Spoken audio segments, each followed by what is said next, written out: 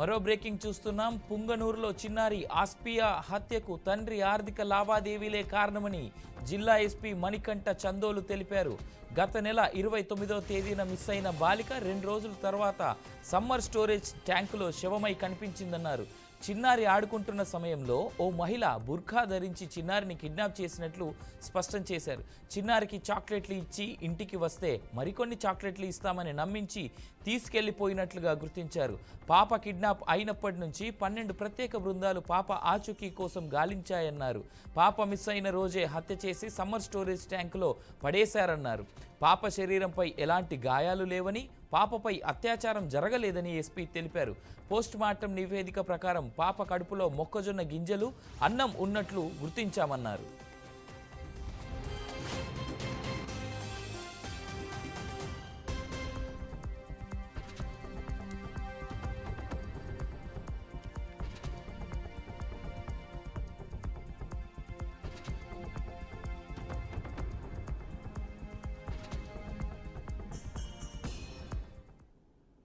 పుంగనూరు టౌన్లో ఈ press briefing పెట్టుకోవడానికి ప్రధాన కారణం, గత నెల సెప్టెంబర్ 29వ తారీఖు సాయంత్రము ఒక 6 సంవత్సరాల బాలిక వాళ్ళ ఇంటి దగ్గర ఆడుకుంటుండగా మిస్ అయ్యి 2 రోజుల తర్వాత మన దగ్గర ఉన్న ఎన్ఎస్పేట సమ్మర్ వాటర్ స్టోరేజ్ ట్యాంకులో శవంగా కనపడడం, దీని కేసుకు సంబంధించి మనం కంప్లీట్ దర్యాప్తు చేసి దానికి సంబంధించిన వివరాలు వెల్లడించాలనే ఉద్దేశంలో అండ్ ఇంకా ఫర్దర్గా ఇన్వెస్టిగేషన్ జరుగుతుంది. ఇంకేమైనా కొత్త కోణాలు వచ్చినా సరే వాటిని కూడా మనం కంప్లీట్గా ఇన్వెస్టిగేషన్లో పొందుపరుస్తాము. ప్రాథమికంగా మనకు తెలిసిన వివరాల ప్రకారం ఆ రోజు పాపతో పాటు మరొక 3 ఆడుకుంటున్నారు. చివరిగా ఒక బాలుడు కూడా, 6 సంవత్సరాల బాలుడు కూడా ఆ అమ్మాయితో ఆడుకోవడం జరిగింది.